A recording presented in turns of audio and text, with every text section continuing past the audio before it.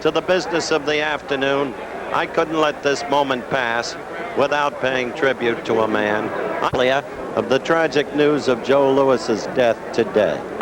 Well, Joe Louis has been a very influential part of this reporter's life, and even as the news was announced here today, there was a very touching moment, because one of Joe's greatest opponents, himself a former heavyweight champion of the world, Jersey Joe Walcott, chairman of the New Jersey State Boxing Commission, got the news by way of the public address announcement. His eyes filled instantly with tears. He could stay in the arena only so long, and then left to gain control of himself. You remember those two Louis fights with Walcott? The first one, December 5th, 47 in the old Garden, hotly disputed decision, which went to Louis. Then the rematch, June 25, 48 in Yankee Stadium. Joe KO'd Jersey Joe in the 11th round.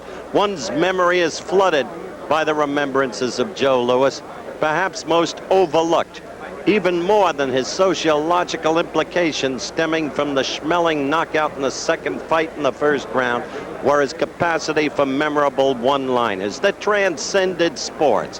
There was a day at Pompton Lakes, New Jersey, his training camp. Towel wrapped over his head, Swami fashion. Media people going at him. Kun's gonna do this to you. Kun's gonna do that to you.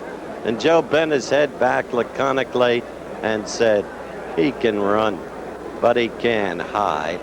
Then there was that day in the early 40s in the old Garden, World War II on. A big affair for naval relief. Everybody there. Fred Astaire, Cary Grant, Walter Pidgeon, Myrna Law, you name them.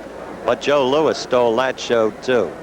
He said, we'll win, because we're on God's side.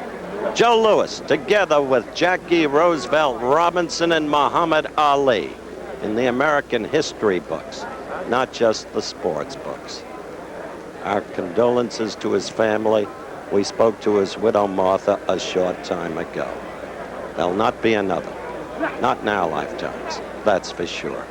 Now to the more mundane business of the day.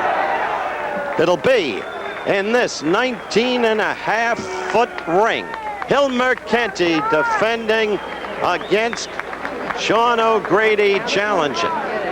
And many of you don't know that much about Hilmer Kenty. In fact, what he